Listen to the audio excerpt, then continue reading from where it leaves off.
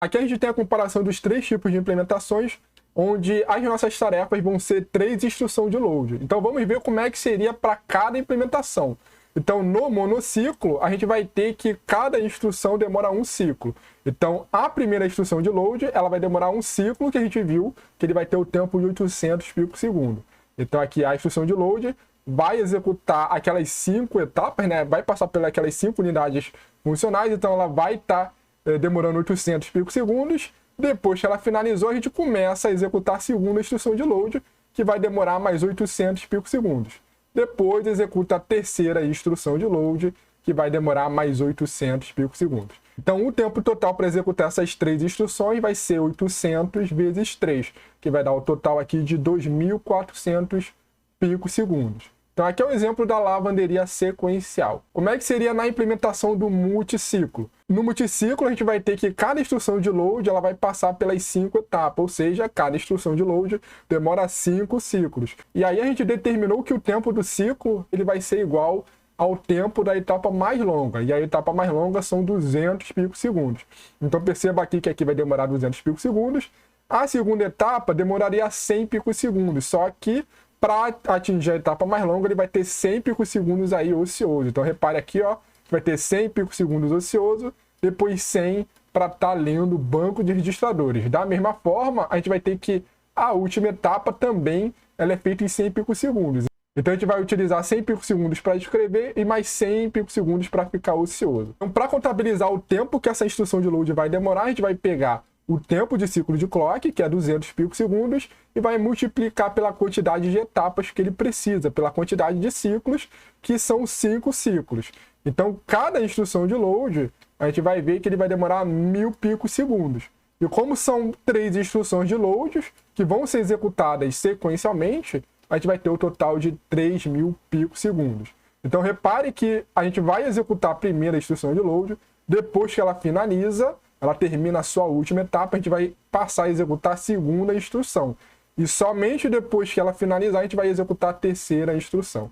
Então, aqui no total, vamos ter 3000 picosegundos na implementação do multiciclo. Agora a gente vai ver como é que seria a implementação do pipeline.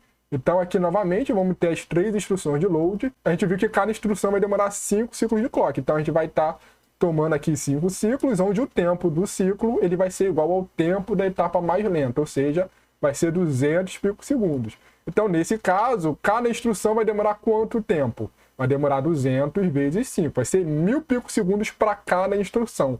Só que no modo de pipeline, a gente vai conseguir executar a próxima instrução conforme as etapas vão ficando ociosas. Então, a partir do momento que a gente vai para a etapa de decodificação da primeira instrução de load, a gente já começa a segunda instrução de load na etapa de busca.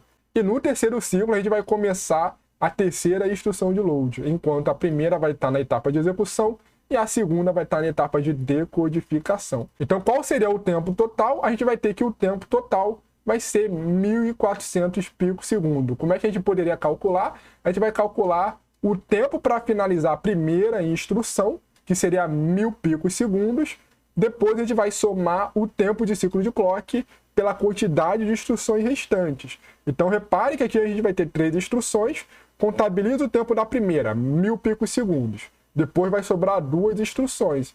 Então basta de somar com a quantidade de ciclos das instruções restantes. Então o cálculo seria 1000 picosegundos para a primeira instrução, mais 2 vezes o tempo de ciclo, que seria 2 vezes 200. Então no total vai dar 1400 picosegundos. Então, a gente repara aqui que nesse exemplo, a etapa de pipeline ela é a mais rápida. E agora, se a gente considerar outros tipos de instruções, a gente viu que a gente estava considerando o pior caso, porque só tinha instruções de load sendo executadas. Então, agora, nesse exemplo, a gente vai variar um pouco. A gente vai ter uma instrução de subtração, depois uma instrução de adição e, por fim, uma instrução de branch, uma instrução de back. Então, como é que seria contabilizando todas essas implementações? Então, no monociclo, a gente vai ver que não vai mudar nada, já que toda instrução vai demorar um ciclo de clock. Então, a instrução de sub vai demorar um ciclo, que corresponde a 800 picosegundos, o add também vai demorar 800, e o back também vai demorar 800. Então, no total, a gente vai ter a mesma situação. Vai ser 3 vezes 800, tomando aí 2.400 picosegundos. Então, não teve nenhuma diferença. Na implementação do multiciclo, agora a gente vai ter uma certa diferença. A gente vai ter que saber quantos ciclos cada instrução vai demorar. As instruções de subtração e adição são instruções do tipo R. Instruções do tipo R, elas vão levar 4 ciclos, porque ele não vai ter a etapa de acessar a memória de dados. Então, não vai tomar 5 ciclos. Vão ser 4 ciclos. Enquanto a instrução de back, ela vai demorar 3 ciclos, porque ela não acessar a memória de dados e ela não vai ter a etapa do write back. Então, ela vai demorar 3 ciclos. Então, como é que a gente vai contabilizar? Uma instrução de sub e add, ela vai demorar 800 picosegundos, ou seja, 200 vezes 4. Enquanto a instrução de back, ela vai demorar 600 picosegundos, que seria 200 vezes 3 ciclos. Então, aqui nesse exemplo, a gente vai ter que, no caso do multiciclo, a gente vai reduzir, então, para 2.200 picosegundos. Antes, a gente viu que era 3.000 picosegundos, a gente diminuiu nessa configuração para 2.200 picosegundos. Então, já ficou melhor do que a versão do monociclo. Então, agora vamos ver como é que seria na implementação do pipeline. Então, no pipeline, a gente vai ter a mesma coisa. Todas as instruções vão passar pelos 5 estágios. Então, a gente percebe que o tempo de ciclo vai ser igual no caso anterior. Vai ser 1.400 picosegundos. A gente vai ter o tempo para finalizar a primeira instrução, que vai demorar 1.000 picosegundos. Depois, a gente vai ter o tempo de ciclo para cada uma das instruções restantes. Então, vai ser 200 para terminar a segunda instrução, depois mais 200 para terminar a terceira instrução. Então, nesse exemplo, a gente tem ainda que a implementação do pipeline seria mais rápida.